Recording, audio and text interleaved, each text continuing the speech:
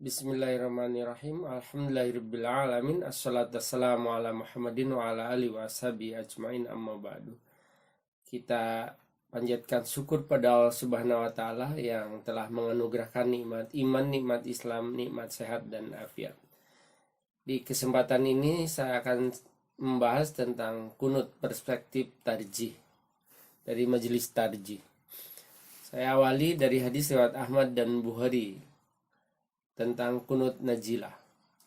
Jadi memang Nabi itu pernah kunut sebulan lamanya, disebut dengan kunut najilah. Jadi bila Nabi itu menginginkan mendoakan kepada seseorang baik kebaikan atau keburukan, maka Nabi melakukan kunut. Karena ida aroda ayyad'u ala ahadin aw yad'u li ahadin qanata ba'da ruku. Jadi Nabi itu melakukan kunut setelah ruku bangkit, setelah mengucapkan sami Allah liman hamidah, lalu Nabi berdoa, Allahumma anjih al-Walid bin Walid, wa Salamah bin Hisam, wa Ayas bin Abi Robi'ah, wal mustad'afin minal mu'minin. Ya Allah, selamatkanlah Walid bin Walid, Salamah bin Hisam, dan Ayas bin Rabi'ah, serta orang-orang yang tertindas dari orang mukmin. Dilanjutkan dengan doa, Allahumma sdud ataka ala mudar waj'alha alaihim bisinina kasini Yusuf yajharu bidaka. Nabi itu mengeraskan suaranya dengan doa, ya Allah keraskanlah siksa atas kaum Mudar. Ya Allah, jadikanlah atas mereka musim kemarau sebagaimana musim kemarau yang terjadi pada zaman Yusuf. Nah, di akhir dari doa itu Nabi melanjutkan, Allahumma al'an fulan wa fulana. Ya Allah, laknatlah fulan dan si fulan itu, yaitu dua orang dari dua kabilah bangsa Arab. Setelah itu lalu Allah menurunkan ayat hatta anzalallah laisa laka minal amri syai'un. Surat ketiga ayat 128. Setelah turun ayat itu, maka Nabi tidak pernah lagi melaknat kepada seseorang. Hadis berikutnya riwayat Ahmad dari Ibnu Umar, bahwa dia mendengar Rasulullah SAW ketika berdoa setelah selesai ruku di rakaat kedua dari salat fajar itu, Nabi berdoa, Allahumma al'an pulana wa pulana ba'da ma yaqulu sami Allah liman hamidah rabbana lakal hamdu. Jadi Nabi itu mendoakan keburukan kepada seorang. Ya Allah, laknatlah dia, si dia dan dia, laknatlah ia, setelah selesai di ruku kedua. Tidak berapa lama setelah itu, fa'anzalallah, Allah menurunkan, laisa laka minal amri syai'un ayyatuba alaihim ayyu'adzibahum fa'innahum dzalimun. Surat Al-Imran ayat 128. Ini riwayat Ahmad. Jadi menegaskan memang Nabi itu pernah kunut, pernah berdoa untuk kebaikan dan keburukan seseorang. Lalu berhenti setelah turun surat ketiga itu. Berikutnya saya baca yang hampir senada, cuma dalam riwayat yang lain. Bukhari berkata dari Muhammad bin Ajlan, dari Nabi, dari Ibnu Umar, ia berkata bahwa Rasulullah SAW yad'u ala rijalin minal musyrikin yusammihim bi asma'ihim hatta anzalallahu ta'ala. Jadi Nabi mendoakan kejelekan untuk orang musyrik sekalian dengan menyebutkan namanya juga.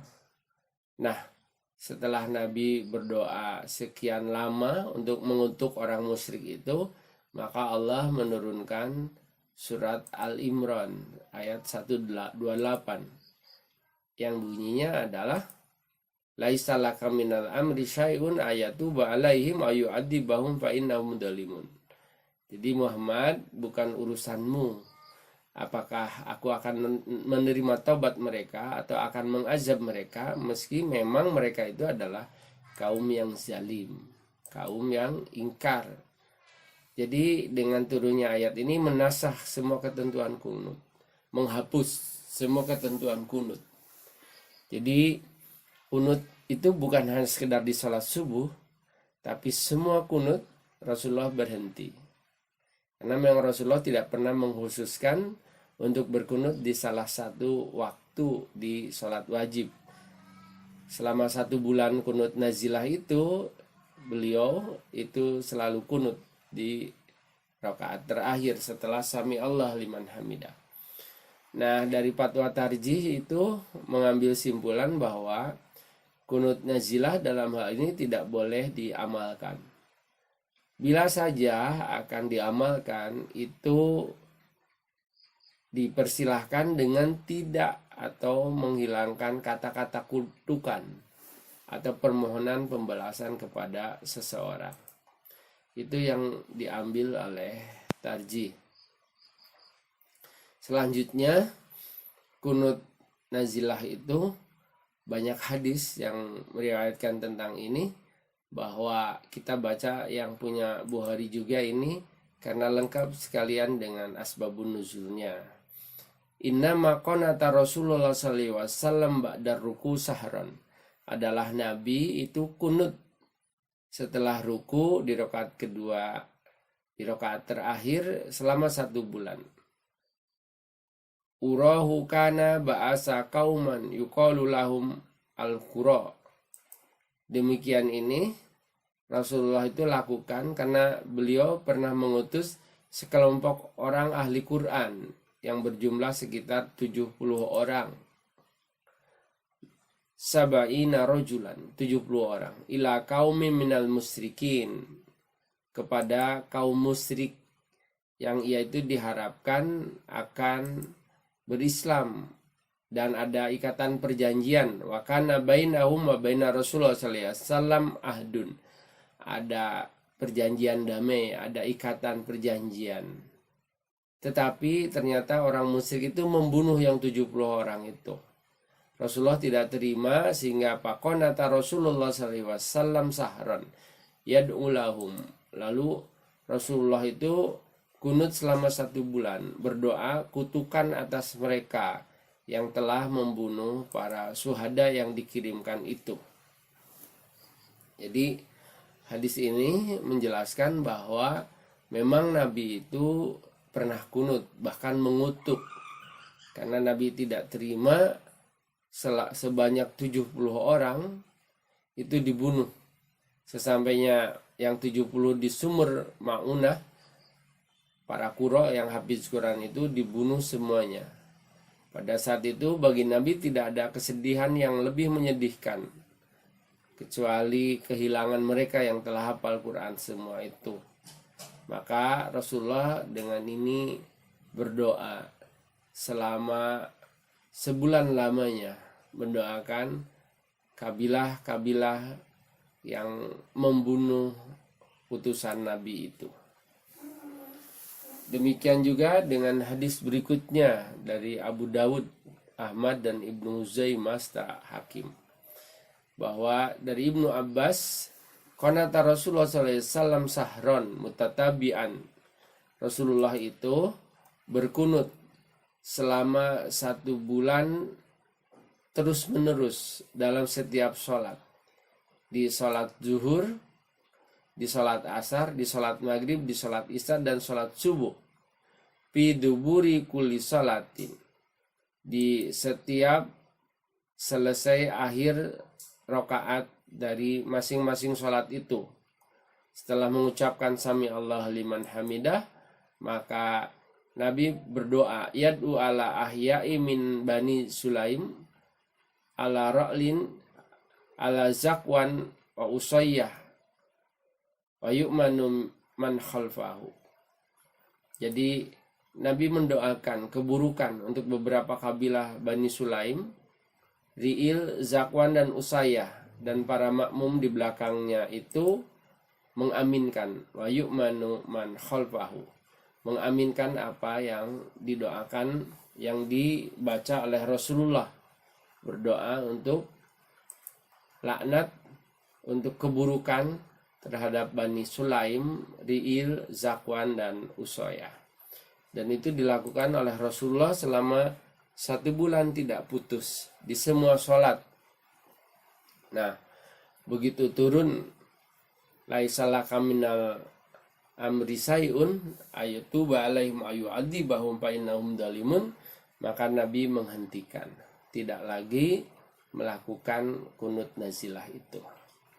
Nah, lalu bagaimana kaitannya dengan kunut subuh?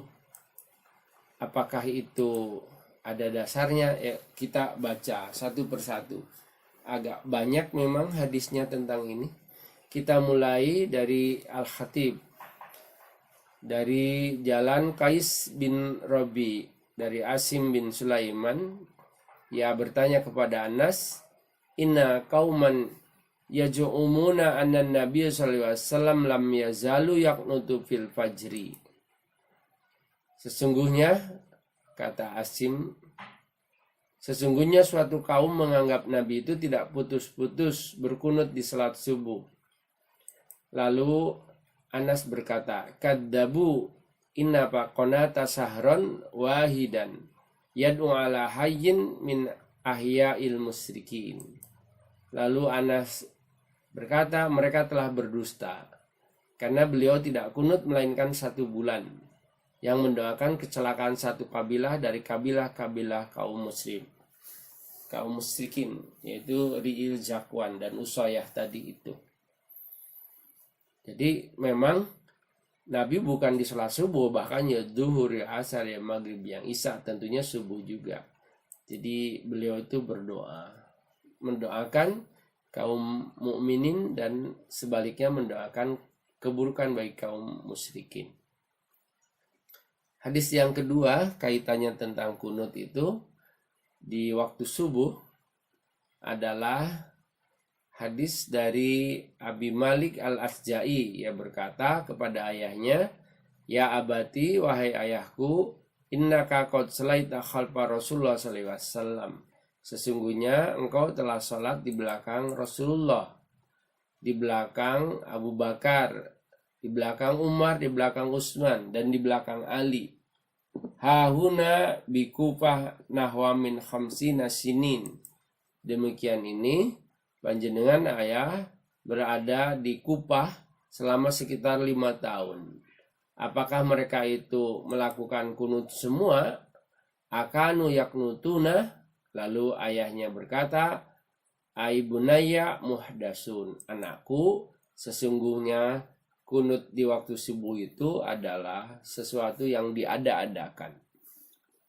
Jadi yang menghususkan di waktu subuh dari Thariq Al-Asja'i yang diriwayatkan oleh Bukhari itu adalah sesuatu yang diada-adakan. Berarti yang tidak dilakukan oleh Nabi, termasuk para sahabatnya ini. Lebih detail lagi, kita akan membaca sekalian menyebutkan kelemahannya di titik mana untuk hadis yang menyatakan bahwa ada kunut di waktu subuh.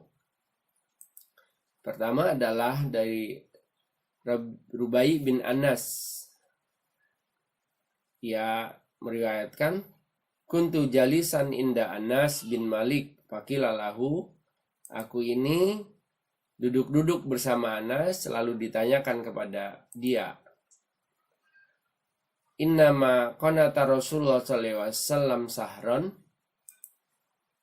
apakah atau benarkah bahwa Rasulullah itu hanya kunut selama 1 bulan? Maka Anas menjawab, mazala Rasulullah sallallahu alaihi wasallam yaknutu fi salatil ghaddah hatta faraqad dunya. Lalu Anas menjawab, bukan itu saja, tapi Rasulullah itu senantiasa kunut pada salat subuh sampai beliau meninggal dunia. Dalam riwayat dari hadis Baihaqi ini, bahwa ada perawi namanya Abu Ja'far Ar-Razi. Dari sisi sanad mulai dari Abdullah Al-Hafiz Bakar bin Muhammad As-Sayrafi, Ahmad bin Muhammad bin Isa Abu Nuaim, Abu Zafar Ar-Razi, Rubai bin Anas, Anas bin Malik dari Nabi. Nah, dalam sanadnya ada namanya Abu Zafar Ar-Razi. Termasuk hadis-hadis yang berikut yang kedua. Majala Rasulullah SAW yaknutu fi salatil ghaddah hatta faraqad dunya.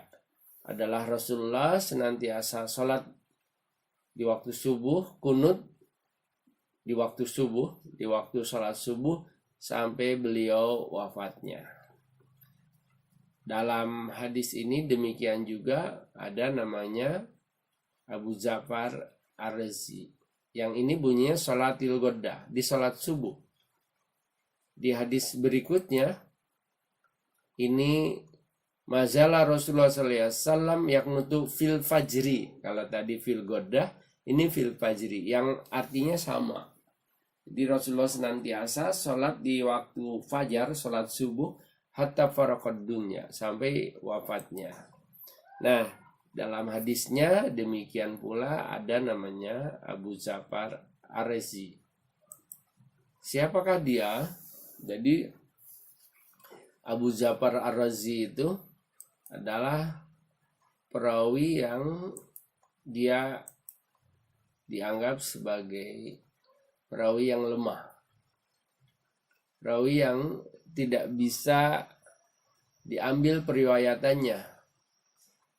Semua periwayatan hadis-hadis dari Abu Zafar Ar-Razi ini ya sungguhnya cacat, karena dia tidak kuat dalam bidang hadis, sering keliru dan salah dalam periwayatan hadis, hafalannya buruk, memiliki banyak hadis mungkar, dan hadisnya itu kontradiktif.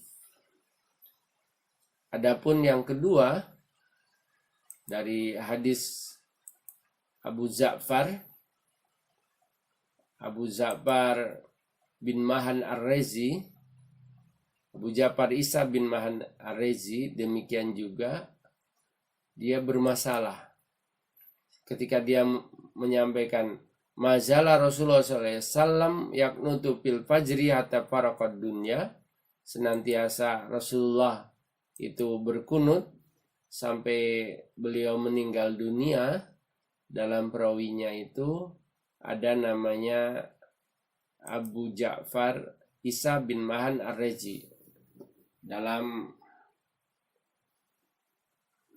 keterangan tentang dia itu, Imam Ahmad bin Hambal menyatakan ia bukan orang yang kuat riwayatnya. Imam Al-Jur'ah berkata ia banyak salah. Imam Falas berkata ia buruk hafalannya.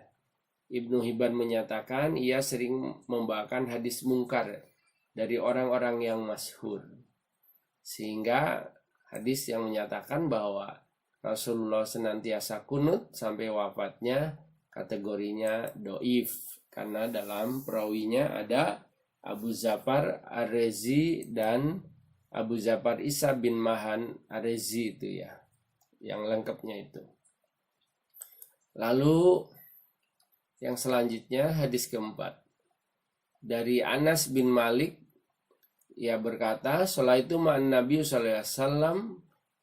Aku sholat bersama Nabi, falam yazalu yaqnutu fi sholatil ghaddah, senantiasa Nabi itu kunut di salat subuh hatta faraqathu, sampai beliau meninggal. Wa sholaitu ma'a Umar bin Khattab, dan aku sholat bersama Umar bin Khattab, falam yazalu yaqnutu fi sholatil ghaddah hatta faraqathu, dan senantiasa kunut di waktu salat subuh sampai wafat. Di hadis yang keempat itu ada perawi namanya Amru bin Ubaid. Nah, Amru bin Ubaid ini termasuk kategori orang yang banyak dibicarakan. Maksudnya didoifkan. Termasuk dalam perawinya ada juga Ismail Al-Maki dan Amru bin Ubaid. Hadis berikutnya juga, hadis kelima, yang menyatakan bahwa Rasulullah SAW itu berkunut. Demikian juga dan Abu Bakar, Umar, Utsman, bahwa mereka itu kunut hatta farokohum, sampai wafatnya. Lalu dalam perawinya ada juga Ismail Al-Maki dan Amr bin Ubaid, seperti di hadis yang keempat. Di yang kelima juga ada dua orang perawi ini. Lalu kritik sanad, Amr bin Ubaid bin Kaisan At-Tamimi, ia ahli bid'ah, hadisnya matruk, ditinggalkan, sering berdusta dalam bidang hadis, sering mencela sahabat Nabi, dianggap pendusta oleh mayoritas ulama walaupun dia orang yang taat beribadah.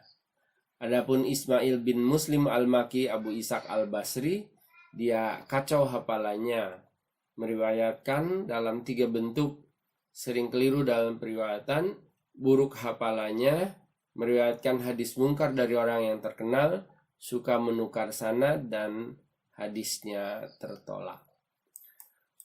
Lalu hadis yang ke-6 dari Anas bin Malik, mazala Rasulullah SAW yaknutu fi salatil ghaddah hatta faraqad dunya, adalah Rasulullah senantiasa salat kunut di salat subuh sampai wafatnya.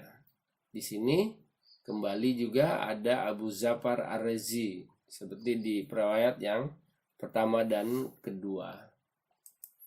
Dan ada juga Muhammad bin Misbah bin Hakam Al-Bajaz, Misbah bin Hakam Al-Bajaz. Jadi dalam riwayat Daruqutni ini disebutkan ada 2 orang. Di samping Abu Zafar, lalu ada Muhammad bin Misbah bin Hakam Al-Bajaz, Misbah bin Hakam Al-Bajaz. Itu kritik sanadnya, dia adalah orang yang majhul, tidak dikenal dalam silsilah sanad hadis. Hadis yang ke-7 dari Ali dan Umar, bahwa keduanya annahuma sholaya khalfan Nabi sallallahu alaihi wasallam qanata fil ghaddah. 2 orang ini, Ali dan Umar, senantiasa sholat di belakang Nabi dan mereka kunut di waktu sholat subuh. Nah, dalam perawi ini ada Amru bin Samiri. Siapakah dia? Amru bin Samiri itu pendusta, seorang Rafidhah, sering meriwayatkan hadis palsu, hadisnya mungkar, tidak dapat dipercaya. Jadi kalau ada hadis yang itu perawinya dituduh atau memang berkategori pendusta, maka hadisnya bukan sekedar dhaif, tapi jatuh di maudhu, hadisnya palsu. Dan orangnya tidak dapat dipercaya, sudah pendusta, lalu Rafidhah, suka meriwayatkan hadis palsu, hadisnya mungkar tertolak, lagian tidak dipercaya. Jadi lengkap, kriteria perawinya gak masuk sama sekali dari Amru bin Samiri ini. Nah, hadis tentang kunut subuh itu tidak bisa saling menguatkan di antara mereka, karena kelemahannya berkait dengan kredibilitas perawi, lalu intelektualitas perawi, dobitnya. Dan karena kualitas hadisnya dhaif, maka di Muhammadiyah tidak mengambil hadis dhaif sebagai dasar dalam beramal. Apalagi bila merujuk kepada firman Allah yang langsung menasah semua ketentuan kunut, yaitu surat Al-Imran ayat 108, di mana Allah menegur, Muhammad, bukan urusanmu apakah aku akan menerima taubat mereka atau menyiksa mereka, karena memang mereka itu kaum yang zalim itu. Sehingga sampai di sini bahwa di Muhammadiyah untuk kunut di waktu subuh itu tidak diamalkan. Bukan kunut itu jelek, kunut itu ya baik karena isinya doa. Namun Rasulullah itu berhenti melaksanakan kunut setelah turun surat ke-3 Al-Imran ayat 128. Lagian pula makna kunut itu diterjemahkan sebagai tulul qiyam, berdiri lama. Jadi Nabi itu diantara semua sholat yang paling lama dilakukan itu adalah berdirinya. Sehingga namanya kunut itu bisa diartikan dengan tulul qiyam, di mana berdirinya dalam sholat itu lebih lama. Karena Nabi tidak jarang dalam sholat itu untuk surat pendeknya yang dibaca adalah Al-Baqarah. Jadi bukan surat pendek tapi surat panjang yang dilakukan oleh Nabi. Membaca Al-Baqarah. Di rakaat kedua membaca Ali Imran. Sehingga posisi berdirinya memang cukup lama dibanding dengan ruku dan sujudnya itu. Hadis berikut itu hadis sahih. Kaitannya tentang kunut. Kana layak nutu ila idada ali kaumin au da'a ala kaumin. Jadi Nabi itu tidak pernah berkunut kecuali bila beliau itu akan mendoakan atau untuk mendoakan kemenangan untuk satu kaum atau mendoakan kehancuran untuk kaum yang lain. Hadis dari Anas bin Malik dengan khulasah hukmul hadis isnaduhu jayid, ditahrij oleh Ibnu Huzaimah di nomor hadis 620. Hadis yang kedua, karena Rasulullah SAW layak nutupi salati subhi illa ayat uli kaumin aw ala kaumin. Kalau tadi bunyinya adalah layak nutu idada ali kaumin, tidak berkunut kecuali mendoakan seseorang atau suatu kaum. Di hadis berikut ini lebih jelas sampai menyebutkan bahwa karena Rasulullah SAW adalah Rasulullah layak nutupi salati subhi, tidak pernah kunut di waktu salat subuh illa kecuali ayat uli kaumin au ala kaumin, kecuali untuk mendoakan kebaikan kemenangan untuk satu kaum dan keburukan untuk kaum yang lain. Dan tentunya itu berhenti setelah turun surat Al-Imran tadi itu. Lalu bagaimana dengan bila seseorang itu lupa kunut atau tidak kunut? Kunutnya sendiri menurut Fatwa Taji atau paham di Muhammadiyah itu tidak disyariatkan karena hadisnya dhaif, apalagi sujud sahwinya. Bila juga diterima maka ini bukan hadis.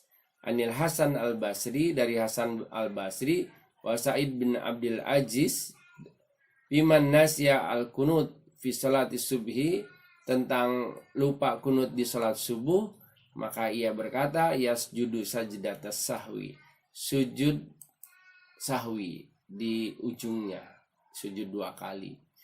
Nah, hadis ini tetap bila diterima juga dari sisi perawinya ada Imran al-Qatan dan Sa'id bin Abdul Aziz, di mana keduanya itu, satu Imran al-Qatan banyak ragu dalam periwayatkan, lemah hadisnya dan dia agak ngerti tentang hadis.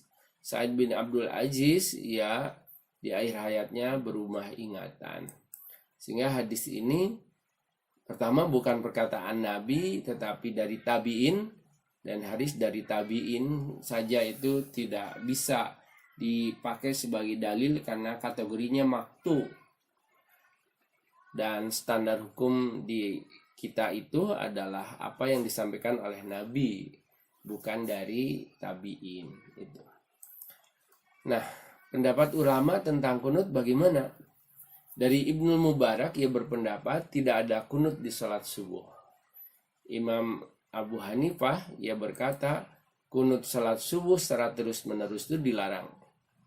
Ini dinyatakan dalam Subul Salam jilid 1 halaman 378. Abul Hasan Al-Quraji As-Safi'i ia mengatakan bahwa tidak mengerjakan kunut subuh. Hal demikian ia tegaskan karena tidak ada satupun hadis yang sah tentang masalah kunut di waktu subuh. Lalu Ibnu Qayyim Al-Jauziyah ia berkata, tidak ada sama sekali petunjuk dari Rasulullah mengerjakan kunut subuh terus-menerus. Jumhur ulama berkata tidaklah kunut subuh ini dikerjakan Nabi, bahkan tidak ada satupun dalil yang sah menerangkan bahwa Nabi mengerjakan demikian. Dari Said Sabiq Syekh Al-Azhar ini, ya berkata kunut subuh tidak disyariatkan kecuali ada nazilah, yaitu ada musibah. Itu pun dilakukan di 5 waktu, yaitu di semua sholat, baik itu sholat zuhur, sholat asar, sholat maghrib, sholat isya, dan sholat subuh. Dan bukan hanya di sholat subuh saja. Imam Abu Hanifah, Ahmad bin Hambal, Ibnu Mubarak, Sufyan Ats-Tsauri, dan Ishaq, mereka semua tidak melakukan kunut di waktu subuh. Nah, mudah-mudahan bahasan tentang kunut di waktu subuh ini menjadi rujukan bagi kita, menjadi pengingat kembali bagi kita tentang apa yang telah dipahami, bahwa kunut di waktu subuh itu secara khusus dalam fatwa tarjih tidak bisa dilakukan karena sandaran hadisnya dhaif, bermasalah di para perawinya, dan perawinya tersebut kesalahannya fatal karena berkaitan dengan kredibilitasnya, dengan kekuatan hafalannya. Dan itu menjadi penentu, apalagi kalau sampai tertuduh menjadi pendusta, suka menukar hadis, lalu hadisnya dikatakan matruk. Oleh karena itu, Muhammadiyah dalam hal ini mengambil bahwa untuk sholat subuh tidak disyariatkan kunut di dalamnya. Lagian pula, kunut itu sebetulnya bukan syarat sah dan bukan rukun dari sholat. Jadi apabila kita semua tidak melaksanakan kunut, itu pun dianggap sah sholatnya. Dan insya Allah itu yang benar dan yang sesuai syariat dan sesuai dengan apa yang dicontohkan oleh Nabi. Mudah-mudahan bahasan kali ini bermanfaat. Akhirul kalam. Assalamualaikum warahmatullahi wabarakatuh.